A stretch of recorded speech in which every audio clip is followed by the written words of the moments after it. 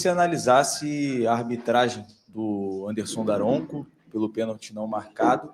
Se você pudesse falar um pouquinho também do Carlos Cuesta, reforço que acabou de fechar. Obrigado. Primeiramente, boa noite. Eu vi a imagem, eu achei um pênalti muito fácil de ser marcado, tão fácil de ser marcado quanto o do Piton. Muito parecido o lance. Mão aberta, o braço levantado. Eu não vi, não entendo. Não dá para...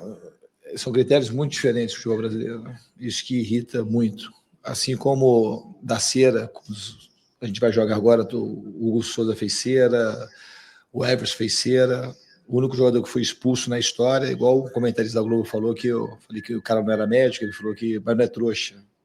Mas todo mundo é trouxa agora, porque o único cara que não é trouxa foi o Flávio, que expulsou o Léo Jardim. O resto tudo é trouxa, desde quando eu comecei a jogar.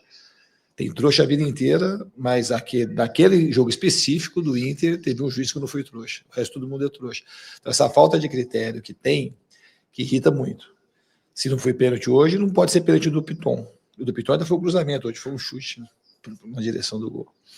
Em relação ao Carlos Cuesta, é um jogador que a gente tinha indicado, estava esperando, foi muito bem avaliado por todo mundo, por todo o departamento. É uma contratação bastante criteriosa, um jogador de seleção colombiana, estava jogando um time importante da Europa, no Galatasaray, e a gente tem muito otimismo com a vinda dele. Você acha que os jogadores tiveram essa percepção dessa flagrância aí do pênalti, se foi tão flagrante assim, se isso afetou a continuidade do jogo, e saber de você o quanto a estratégia do Botafogo de vir com 2 centroavantes também afetou a dinâmica do Vasco nesse começo de jogo, que o gol saiu relativamente rápido? Não afetou a dinâmica do Vasco. Em relação ao pênalti, eu posso falar para você, assim, para mim foi um pênalti claro, não sei para você, mas para minha ótica foi um pênalti fácil marcado. Qual que é a diferença desse pênalti? Você acha que foi pênalti do Piton lá em Caxias? Você acha que foi pênalti? Mas desse você acha que não foi pênalti? Esse eu fiquei na dúvida. Daria para marcar, daria para marcar. Então, do Piton, também teria que ter dúvida, mas assim, a gente só tem dúvida contra o Vasco. Em relação a tua outra pergunta, qual que foi? A situação da dupla de centroavante do Botafogo. Eu não acho, não tem problema, muito pelo contrário. Eu acho que o Freitas e o Moura levaram vantagem praticamente todos os lances no jogo. Teve uma cabeçada no começo, é uma estratégia que a gente não esperava, mas a gente, se eu fosse fazer, e o gol foi um gol que teve muito mérito do Botafogo. O cara fez um gol de cabeça praticamente na entrada da área. Muito rara felicidade do cruzamento e do cabeceio do Cabral. A gente poderia ali, se eu fosse fazer uma coisa totalmente diferente do Corinthians. O gol do Corinthians, a gente teve 4 falhas coletivas e individuais para o gol sair. Hoje teve muito mérito. Se eu fosse fazer um ajuste, hoje eu falei que o Ryan teria que descer ali com o Alex Telles naquele momento para evitar o cruzamento. Ficou longe para o Paulo Henrique chegar para tirar o cruzamento. Mas é o detalhe do detalhe. Então, acho que teve muito mérito do Botafogo e a gente não sofreu com a dupla de centroavantes. Eu acho que a gente soube marcar bem, a gente soube retornar rápido para apanhar as segundas bolas e foi muito competitivo o time. Eu acredito também no sistema defensivo, a marcação e sistema defensivo, o time todo, talvez tenha sido a melhor partida do Vasco. Diniz, você gostou da dupla Jair e Barros? Eu estou te perguntando porque o Jair foi escolhido por nós o melhor em campo e o Barros saiu aplaudido pela torcida do primeiro jogo, assim que ele começa desde o início. O que você achou dos dois? Eu gostei dos dois. Achei que o Jair foi com muita justiça o melhor em campo. É um prêmio pela pessoa que o Jair é. Todo mundo sabe, quando eu cheguei aqui, meu jogador estava muito questionado, aquela coisa de sair. Eu sempre gostei do Jair. Tentei levar ele para o São Paulo e para o Fluminense.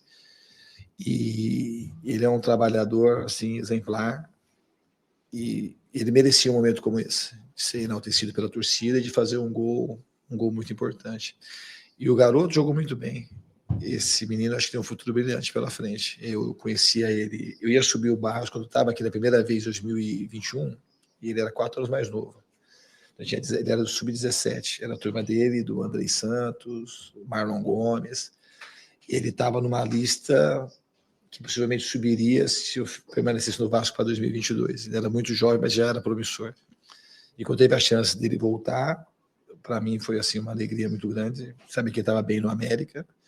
E desde quando ele chegou, ele tem mostrado muita competência nos treinamentos, que o credenciou e passou confiança para iniciar a partida de hoje. E jogou muito bem. Diniz, boa noite. Sérgio Quim, de canal Atenção Vascaínos.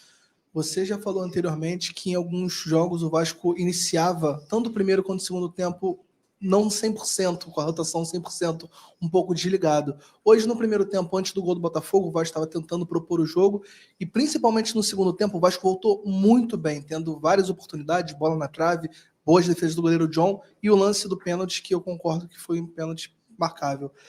O que houve no intervalo, a conversa com os jogadores no intervalo, para o Vasco mudar tanto de postura? Porque o Vasco não terminou tão bem o primeiro tempo, mas voltou no segundo tempo 200%. O que foi falado nesse vestiário para mudar a postura do time? Obrigado. Eu achei que o time estava bem no primeiro tempo já. Acho que o time precisava ficar um pouco mais. O que eu pedi foi para eles jogarem um pouco mais soltos, estava um pouco travado, assim, talvez pelos resultados recentes.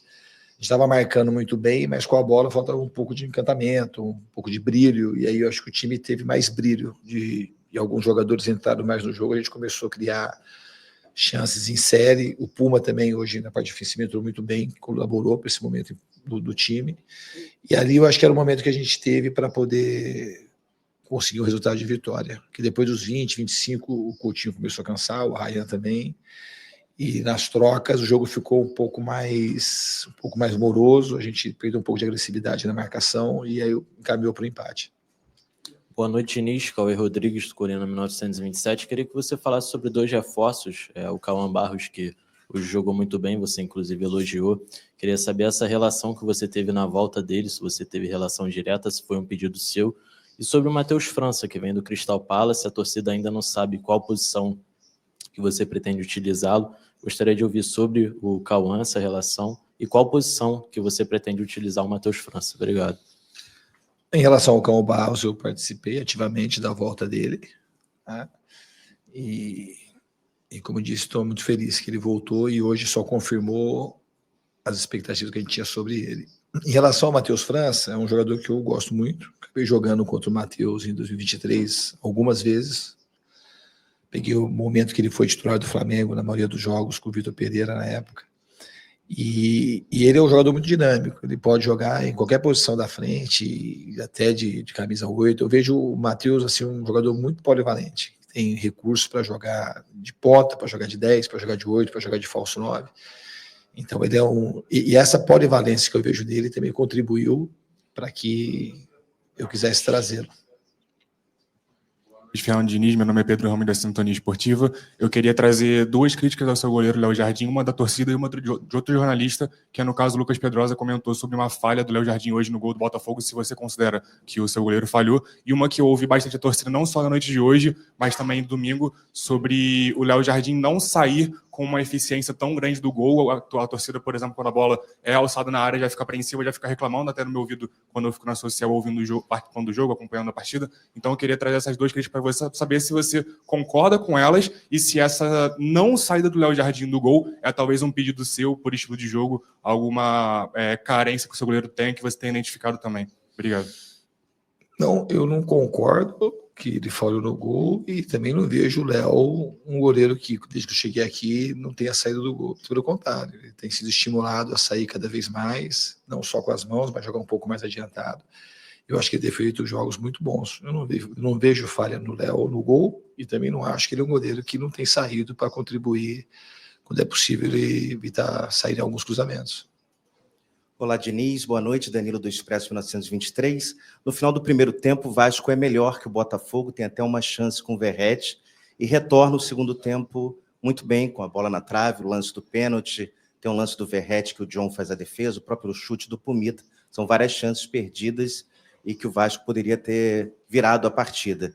A partir dos 15, 20 minutos, como você destacou bem, Coutinho e Nuno começam a cansar e você opta pela mudança, entrada de DVD, David e o Andrés Gomes. Você achou que ali no meio campo faltou alguém para lançar essa bola para o ataque? Porque o ataque ficou com Verratti, Ryan e os 2 que entraram. O meio campo ficou sem alguém para fazer essa transição entre defesa e ataque? Obrigado. Até a opção do Estrela depois que você coloca. Então, eu botei o Estrela, só assim, o Estrela entrou para a função e talvez se passar mais o Estrela entrou, também não melhorou aquilo. O time não é uma posição, colocar um jogador para posição e ele vai fazer uma articulação sozinho. Muito pelo contrário, mesma coisa quando eu falo do sistema defensivo, hoje a gente marcou muito bem, porque quem marcou melhor, você vê que o Hugo Moura e o Lucas Freitas não tiveram assim um monte de problema, porque assim estava todo mundo ajudando, todo mundo voltava para ajudar a dobrar a marcação, então o sistema funcionou. Os pontos, quando tiveram que baixaram para ajudar os laterais. Mesma coisa vale para a saída do Coutinho. O que perde quando sai o Coutinho e o Nuno juntos é que o time ele joga de uma maneira mais associativa, eles são dois jogadores mais associativos. E aí entrou dois jogadores com mais potência, de jogador de drible, a gente não teve assim, muita chance de explorar o DVD e o Andreas Gomes. O Andreas Gomes teve umas 2 bolas que ele pegou e driblou. Se ele tivesse driblado, acertado o último drible, tivesse dado um passe para fazer o gol, a gente já está falando agora porque a mudança acertou e ganhou velocidade. Eu apostei mais naquele. O Ryan já treinou de 10, ele já jogou de 10 na base, ele já treinou de 10 comigo e ele pode jogar de 10 também, como pode jogar de 9. Eu achei que a gente ficou um time com muita saúde física, com muita velocidade, mudou um pouquinho a característica do time, mas era uma coisa que não encaixou no sentido de a gente não teve muitas oportunidades de usar as valências desses jogadores da maneira como o jogo ficou. O jogo ficou com pouca transição, a gente não teve muita chance de imprimir velocidade, que era o que o jogo pedia, que a gente até voltou e marcou bem, mas faltou um pouco de agressividade para poder provocar o erro do Botafogo e conseguir colocar o David e o Andreas Gomes mais no jogo. Aqui, Diniz, Joel Silva, do canal Colina em Foco. Como é que você atribui esse empate? Qual é o seu sentimento? Você acredita que o Botafogo leva uma vantagem? Como é que você vê essa questão do confronto em si para o jogo da volta? E falasse também dos reforços, né? Do Robert Renan e do próprio Matheus França, do Tietê também, que pode... Será que ele pode ser? Aí eu quero saber como é que está a condição física dele projetando o próximo jogo. Sobre isso que eu queria saber. Eu acho que o Tietê até lá vai ter condição de jogar, porque ele teve um estiramento leve. Hoje a nossa expectativa é essa, de que lá ele esteja em condição de jogar.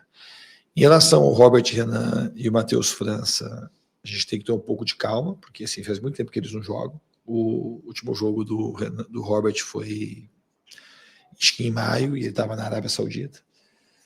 E o Matheus França teve um período de férias, ele teve uma lesão e estava voltando a trabalhar com o time agora, faz uma semana, 10 dias. Então, só agora que a data FIFA vai ajudar, mas a gente precisa ter um pouco de calma para saber quando que a gente vai poder usar os dois na plenitude.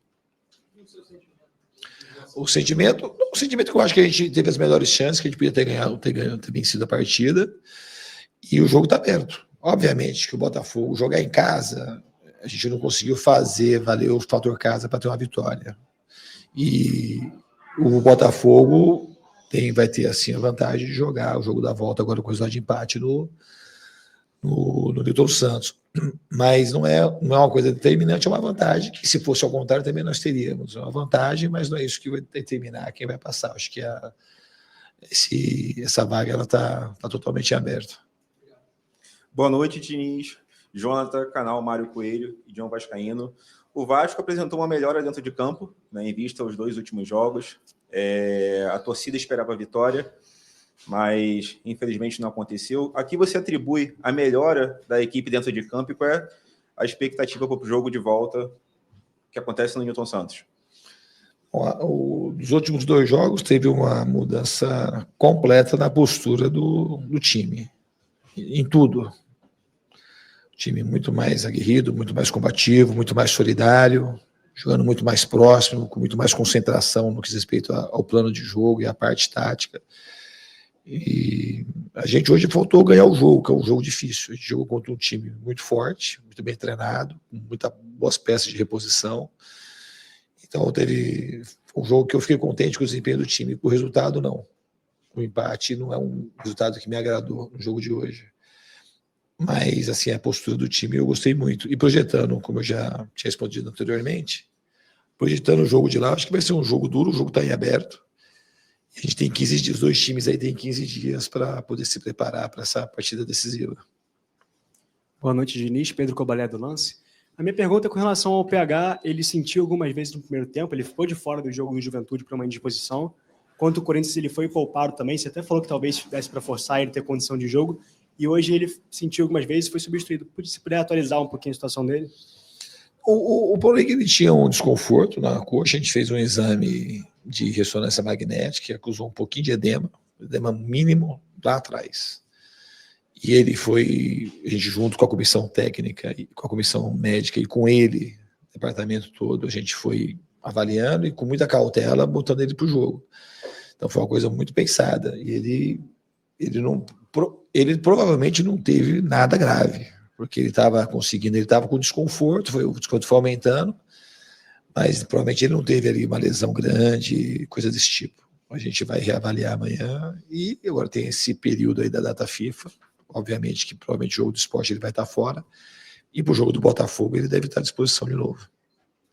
Diniz, boa noite. Diogo Costa aqui da Rádio Grande Rio, Rádio Web Total. E a minha pergunta é sobre a questão da criação mais no terço final. O Vasco tem produzido bastante. Teve o jogo do Santos, teve o gol do Tietê, o gol do Coutinho, que teve uma triangulação ali no terço final, uma qualidade melhor. E em relação ao jogo do Corinthians e o jogo do Juventude, o Vasco teve um bloqueio ali no meio, muito movimentação. E o Botafogo também fez esse mesmo bloqueio ali, claro, parando a principal arma de criação do Vasco, que é o Felipe Coutinho. Como sair e ter mais esse espaço final, um passo final melhor, como, por exemplo, o Verratti teve durante o jogo, que o John fez uma grande defesa, acho que talvez poderia ter dado uma cavadinha para fazer o gol. Como fazer esse time produzir mais durante o decorrer dos jogos, esse tipo de jogada? Que o Vasco tem essa qualidade. Eu acho que a gente produziu muito durante esses meses que eu estou aqui. Eu concordo contra o Corinthians e contra o Juventude, a gente produziu pouco, porque o time jogou mal, na verdade. Marcou mal, o time foi lento, foi desconectado.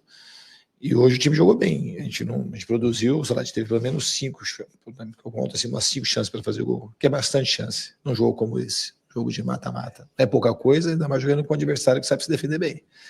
Então acho que hoje não teve problema de criação, acho que a gente criou o suficiente para vencer a partida. A gente não vai criar 15, 20 chances todo jogo, ou ganhar de goleada, jogos dessa natureza toda hora. Então hoje a gente criou o suficiente para poder ter vencido o jogo, que nos daria uma vantagem para o jogo de volta. Oi, Diniz, tudo bem? Aqui, ó. Eu, David Sharp, do Antenados na Jogada. Bom te ver novamente. Bom te ver também. Te perguntar sobre o duelo tático que você... Isso é que é a graça. O duelo tático com o David Ancelotti, porque ele falou aqui que o time dele não trocou tantos passes assim por causa do gramado, que lá no Newton Santos vai ser com gramado sintético, né? O gramado mais rápido vai ser melhor, se você concorda com isso, até porque os seus times também trocam muitos passes, né? E se me permite uma segunda pergunta sobre o Coutinho, eu vi que ele tem voltado mais para armar o jogo de trás, tem feito mais ou menos como o Ganso fazia no Fluminense, é isso que você tem pedido para ele? Então, ele faz algumas coisas que o Ganso faz, são jogadores que jogam na mesma posição com características diferentes. Não é um jogador mais leve, mais móvel, no caso do Coutinho, o Ganso é um jogador mais cadenciado, né? 2 jogadores geniais. Eu acho que o Coutinho acaba chegando um pouco mais na frente e o Ganso joga um pouco mais por trás. Mas eu tenho pedido coisas semelhantes ao Ganso, não. Eles jogam um pouco diferente. Em relação ao duelo tático que você citou, o campo aqui também na troca de passes, para a gente, às vezes dificulta também. A bola segura a velocidade do jogo.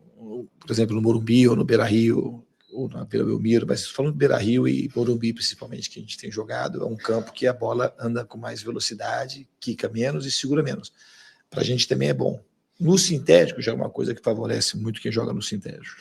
Eu já falei mais de uma vez, eu já trabalhei em times que o campo era de grama sintética, o Atlético Paranaense, e o time que joga nessas condições leva uma vantagem, porque o jogo muda muito. Eu não sou um cara favorável à grama sintética. Um país que gasta milhões, o Campeonato Rio como o nosso, acho que os campos todos deviam ser de grama natural, se devia ser padronizado. Eu acho que muda muito o que é o jogo, para quem joga direto num campo de grama sintética. Se talvez fizer um estudo de aproveitamento desses times quando era grama natural e depois que teve grama sintética, provavelmente aumentou o aproveitamento, porque é diferente. Quem vai jogar muda muito. Então a gente vai ter que ir lá e procurar se adaptar rápido ao jogo para poder a gente fazer uma boa partida. Diniz, Bruno Murito do GE. Eu queria te perguntar um pouco mais agora sobre o seu papel fora de campo. A gente teve recentemente a coletiva do Robert Renan e do Andrés Gomes também. A gente tem a apuração que você foi muito importante na participação, na contratação agora do Cuesta e também do Matheus França. Queria que você falasse para você ver como o jogador falou, ou como o Robert Renan, por exemplo, falou de você, falando que você ligou 24 horas por dia para ele, que ele já tinha muita vontade de treinar com você. E dentro desse assunto de mercado ainda, se o Vasco ainda busca a contratação de mais um zagueiro, a gente sabe também que o Vasco negociou com o Nathan Silva agora. O Vasco busca uma contratação de mais um zagueiro além do Cuesta, que está chegando? Obrigado. Não, acho que provavelmente não está fechado, mas eu acho que não sei se o Vasco vai ter mais contratações para frente. Eu me envolvi em todas as contratações, falando com os jogadores. Contratar sempre é difícil, não é fácil acertar a contratação, principalmente com pouco recurso financeiro, já falei isso mais de uma vez. Esses jogadores foram monitorados e por todo o departamento. Eu não sou um treinador de ficar indicando muito jogador, tenho calma, porque a chance de você errar quando você quer trazer só para, às vezes, para você dar uma satisfação para fora, para o torcedor, você acaba cometendo erros que depois você não consegue corrigir. Eu acho que na dúvida você não tem que trazer quase nunca, a gente tem que ter um pouquinho mais de certeza para poder fazer as indicações. Esses jogadores todos eu participei ativamente da negociação, falei de fato com os jogadores, com todos eles se mostraram muito empenhados e com muito desejo de vir trabalhar no Vasco, e a gente confia que eles vão nos ajudar muito. Boa noite, Diniz. Gabriel Rodrigues aqui da Trivela. O Vasco acertou com o Robert Renan e agora está chegando o Cuesta também. Eu queria perguntar sobre a situação do Hugo Moura. Como você vê ele nesse momento agora que ele fez um número considerável de jogos na zaga? Se você considera que ele vai continuar como opção para a zaga ou se ele volta a disputar a posição como volante? Como você vê a situação dele agora nesse time do Vasco e no elenco também?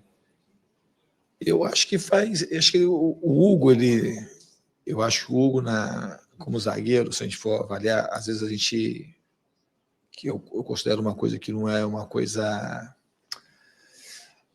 não sei se é a melhor palavra, vou usar a palavra justa, mas não sei se é a palavra justa no sentido de ser ajustado, né? Então você fala assim, eu improvisei o Hugo Moura na zaga. Assim, o Hugo Moura já tinha jogado na zaga em algum outro momento, não sei, aqui talvez não, mas jogou no Flamengo. E se a gente for avaliar ele como zagueiro, ele jogou bem todas as partidas. Literalmente todos os jogos. Ele ganhou quase todos os duelos, você ganha saída de bola, você ganha bola longa. E como volante ele também joga muito bem. Então ele é um cara que ele pode jogar, está até se reconhecendo agora como um zagueiro, ele pode jogar de zagueiro em qualquer momento. Então ele pode continuar de zagueiro e pode vir para volante com a chegada dos zagueiros, mas vai jogar o time que fica melhor. Se ficar melhor com ele na zaga e do jeito que está, com outro volante, com o Tietê, com o Barros, com o Jair, assim será. Então, assim, ele não é um jogador que ele está improvisado. Eu não gosto muito do sistema de improvisação. Ele não está improvisado, ele é um cara que joga muito bem ali. Se comparar ele com todos os zagueiros que tiveram aí, se pegar a média do Hugo Moura, é uma média muito alta. Ele jogou bem literalmente todas as partidas. Hoje, por exemplo, se alguém quiser achar um pneu, vai assim, puta, mas o Hugo, que o cara fez o cabeceio do cara que cabeceou quase de fora da área, sabe? Ele é esse duelo aéreo, duelo de velocidade, duelo de combate direto, e a gente ganha a saída de bola, ganha a bola longa. Então, não é que ele vai ficar ali, mas ele pode ficar ali. Mas então tem uma tendência, talvez, dele vir para, agora que todo mundo tiver em condição, porque a gente não sabe como vão chegar os jogadores, em qual condição que vai chegar para poder jogar. Eu vou procurar botar o time que deixa o Vasco mais seguro e que o Vasco tenha mais chance de ganhar o jogo.